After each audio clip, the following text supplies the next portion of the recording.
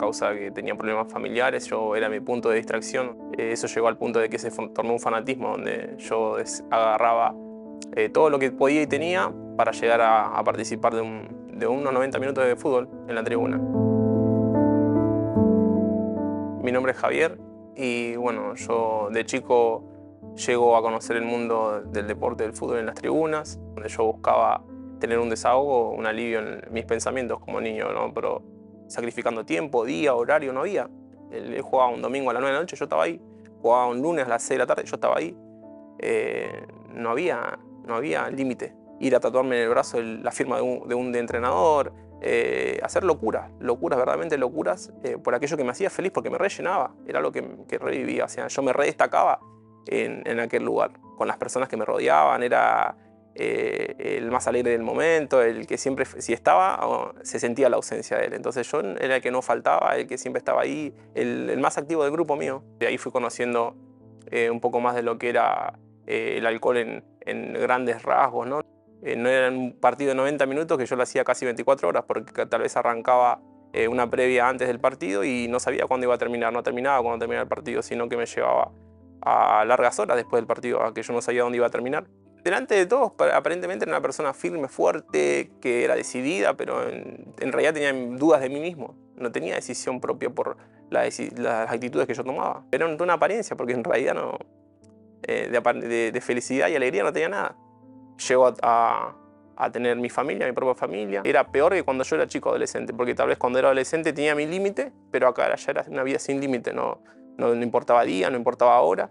Cuando yo desaparecía un día completo y capaz que al día siguiente volvía y seguía en la vida que llevaba como una vida de soltero, ¿no? En realidad, una vida de apariencias. Hasta que, bueno, eso terminó una consecuencia grave, ¿no? Terminó en la pérdida de un hijo en gestación, ya tenía uno, estaba viniendo uno en camino. Todo aparentaba que iba a estar todo bien hasta que llegó la pérdida.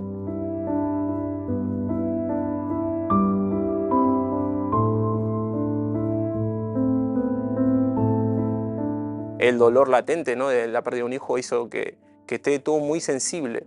Cualquier cosa era al punto de llegar a la separación. Cualquier tema era a punto de uno terminar con la relación. Hasta que llegó ese momento. El primer momento fue cuando yo me separo y donde yo entro en un cuadro de depresión con intento de suicidio, porque yo no quería seguir adelante con una vida de apariencia que yo como hombre me sentía fracasado. Tenía ataques de pánico. O sea, ese ataque de pánico venía repentinamente, en cualquier momento. Puede ser trabajando, puede ser en mi casa. En ese momento me iba de sí. Quedaba horas, tal vez sentado, acostado, o en un rincón, o no sé dónde, pero terminaba mal. Tenía un semblante triste, caído, tanto que la persona veía que preguntaba si yo estaba enfermo, y yo no estaba enfermo, no tenía una enfermedad. Tenía un dolor, sí, en el alma mismo era el dolor que yo sentía, y eso se estaba reflejando en mi rostro. No tenía ni fuerza ni para ir hasta la cancha. Yo sabía que si yo llegaba, tal vez iba a olvidarme por momentos, pero no quería entrar delante en ese cuadro de pánico, de dolor, de tristeza, delante de todos aquellos que me veían a mí como un referente de ese grupo. Es ahí donde yo me recuerdo que mi madre me hizo una invitación para ir a la iglesia un montón de veces. Yo ya conocía, pero si bien nunca había tenido una intimidad tan grande.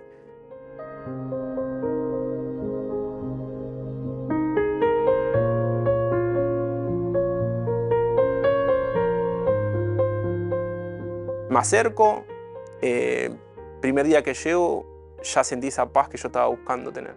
Fue una palabra que penetró en el tétano del hueso, porque la primera palabra que se dio fue primeramente buscar el reino de Dios y su justicia, y todo es añadido.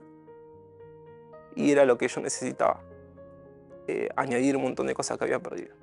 Eso fue el clic, eso fue la ficha que cayó. Yo empecé a ser sincero, a verdaderamente hablar de mi verdadera condición. Yo no dudé ni un segundo, porque sabía que estaba entre la vida y la muerte. Era entregarme para Dios o morir. Así como yo me había entregado tanto para el mundo del deporte, no había tenido límites, con esa misma intensidad yo busqué de Dios.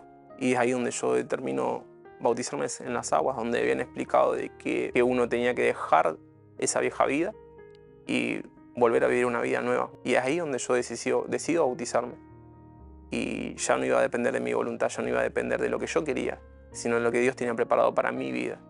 Me enfoqué 100%, así que la misma fuerza que yo le había puesto a toda la vida pasada que yo tenía, buscar sin límites, conocer a Dios de verdad. Es ahí donde está la oportunidad de una obra santa, escucho, justo veo un testimonio que era parecida a la vida que yo había pasado.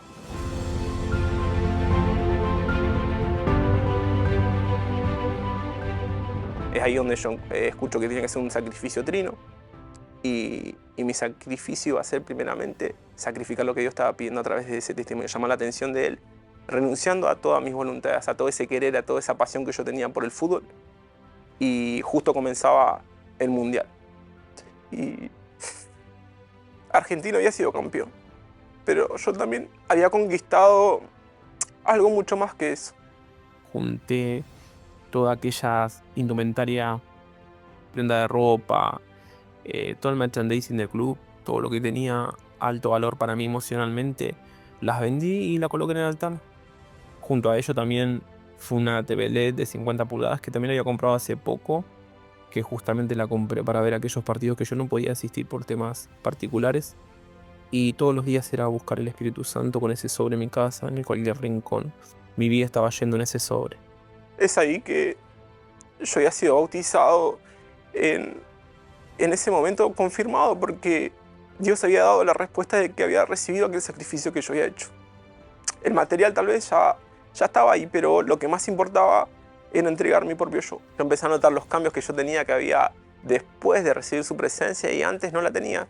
El poder de decisión, el carácter, la forma de encarar los problemas, porque problemas tal vez tenía, pero ya no cambiaba no huía de los problemas, sino que los enfrentaba.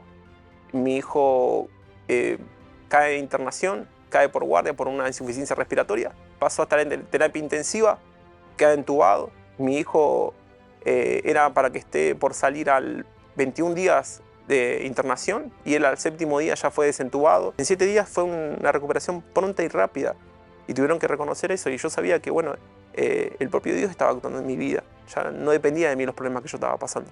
En cuanto a mi carácter, mudó todo, totalmente todo, porque como padre ahora doy valor a mi hijo desde otro lugar.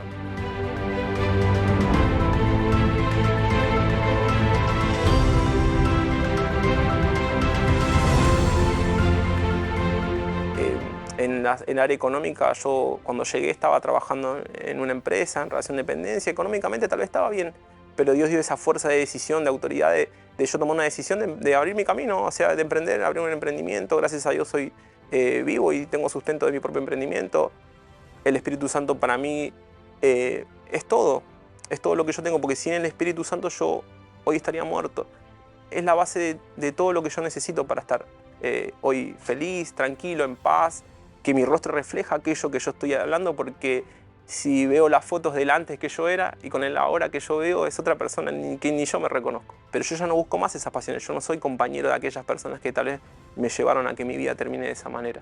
No son los culpables, pero sí yo era compañero de aquellas personas. Pero ahora yo soy compañero y amigo de aquellos que temen a Dios. Y eso hace que yo pueda vivir en paz, feliz, pueda llegar a concretar todo lo que yo anhelo, porque tengo esa decisión, tengo esa fuerza, tengo esa alegría para hacerlo.